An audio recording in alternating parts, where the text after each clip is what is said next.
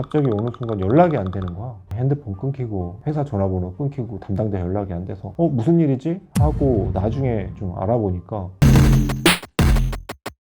오늘은 또 뭐 어떤 게 궁금해? 최근에 어떤 셀러분이랑 얘기를 했는데 쿠팡에서 입점 제의를 먼저 하셨다고, 이게 사기인지 아닌지가 궁금하셨나 봐요. 혹시 셀러 A님은 이제 셀링 하다가 사기를 당하신 적 있으신가요? 정확하게 말하면 사기는 아니고 원래 계약서에 있었던 내용과 좀 많이 틀려지거나 아니면은 뭔가 진행을 하다가 돈을 날린 적은 좀 있지. 계약서에 있는 내용이랑 달라지는 거 자체가 큰 문제가 되지 않나요? 그치. 원래 사람들이 되게 계약서에 대해서 종이 쪼가리라고 생각하는 것 같은데 그거 엄청나게 큰 구속력을 가지는 건데도 되게 쉽게 생각하더라고. 계약서의 내용이 안 지켜졌을 때는 굉장히 큰 사업상의 손해를 볼 수도 있거든. 근데 그런 부분에 대해서 좀 간과하시는 분들이 좀 많은 것 같고, 요즘에 보이스피싱이나 이런 것도 굉장히 많고, 가끔 이렇게 문자 오는 거 보면 당신의 물건을 보관하고 있습니다 뭐 하면서 어디 막 URL로 해가지고 백도어 프로그램을 빡 깔아가지고 내 스마트폰에서 돈 빼가고 이런 것들이 좀 많은데, 오늘은 좀 그런 얘기를 좀 해볼까 해.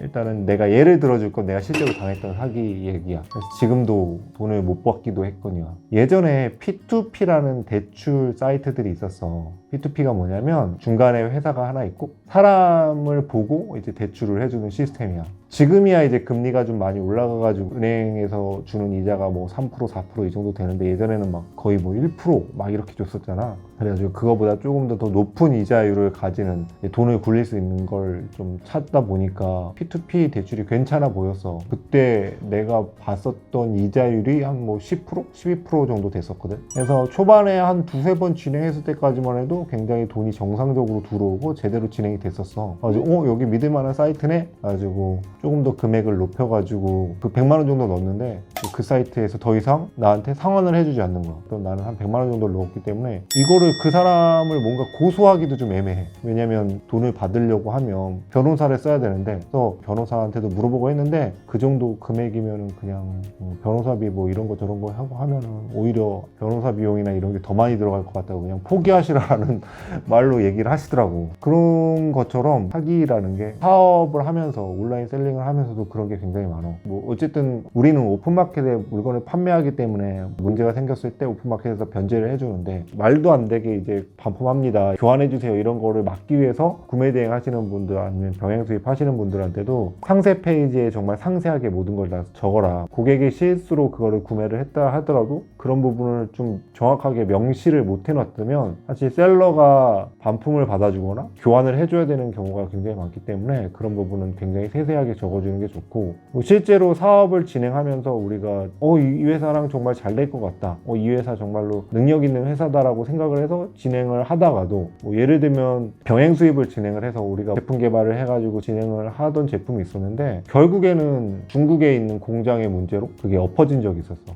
저는 다 할 수 있습니다, 진행할 수 있어요 막 이러다가 결국에는 못합니다, 못하겠습니다 딱 이래버리는 거야. 그러니까 국내 같은 경우에는 한 그 정도 뭐 금융비 내고 막 이랬으면 그나마라도 돌려라 받을 수 있잖아. 근데 뭐 해외에서 배송 대행지 진행하시는 분들 아니면 해외에서 사입을 하시는 분들 같은 경우에는 일이 잘못되었을 경우에 뭔가 받아낼 수 있는 도리가 거의 없어. 어저께까지도 잘 막 거래하시다가 갑자기 어느 날 도망가. 그렇기 때문에 웬만하면 중간에 업체를 끼고 하는 게 가장 좋은 것 같아. 왜냐면 해외 사업자들 같은 경우에는 갑자기 도망가거나 이럴 경우에 잡을 수 있는 정말 소지가 하나도 없거든. 물론 업체를 안 끼면은 수수료 부분이 절감이 되긴 하겠지. 근데 리스크적인 차원에서 생각해보면 정말 크거든. 해외 같은 사이트들은 그냥 정말 말 그대로 해외 사이트 폐쇄하고 도망가 버리면 끝이잖아. 그 뭘 믿고. 그렇기 때문에 웬만하면 해외에서 뭔가 사업 진행할 때 그렇게 진행하는 게 좋고, 그래서 우리 같은 경우에 예전에 해외 사업자들이랑 진짜로 이제 몇 번 그렇게 다이렉트로 진행한 적이 있었거든. 중간에 끼지 않고. 그러면 정말 너무 불안해.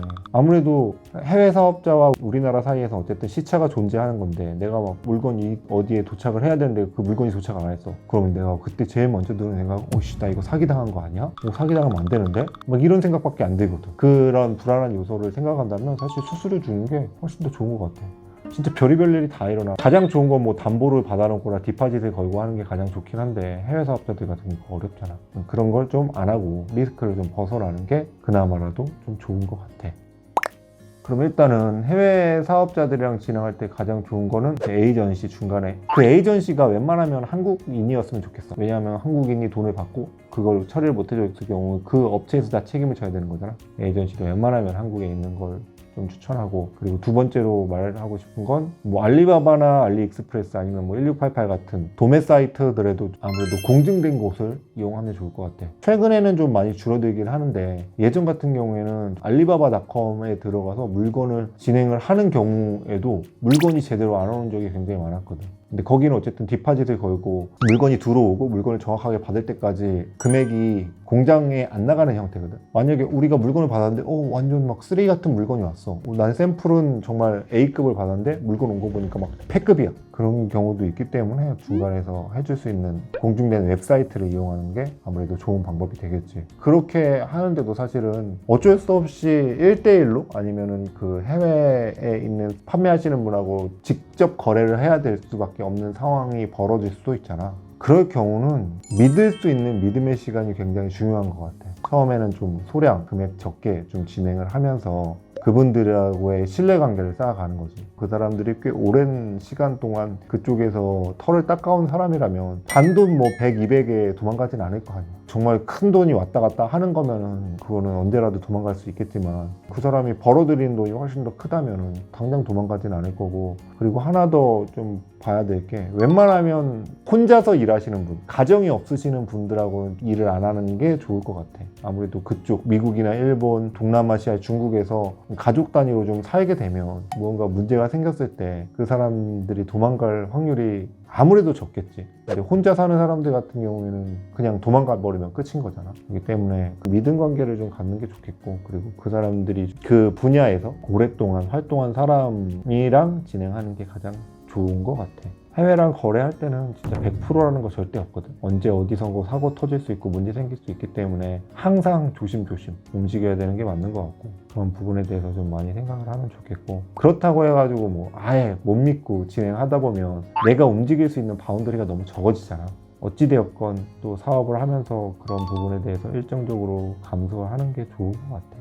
이것도 일예인데 동남아시아 진행하던 회사가 있었어. 우리랑 같이 동남아시아에 이제 물건 보내주고 핸드캐리도 해주고 이런 회사였는데 갑자기 어느 순간 연락이 안 되는 거야. 핸드폰 끊기고 회사 전화번호 끊기고 담당자 연락이 안 돼서 무슨 일이지? 하고 나중에 좀 알아보니까 그 회사 사장님께서 구박하셔가지고 회사 자금을 다 날리셨다고.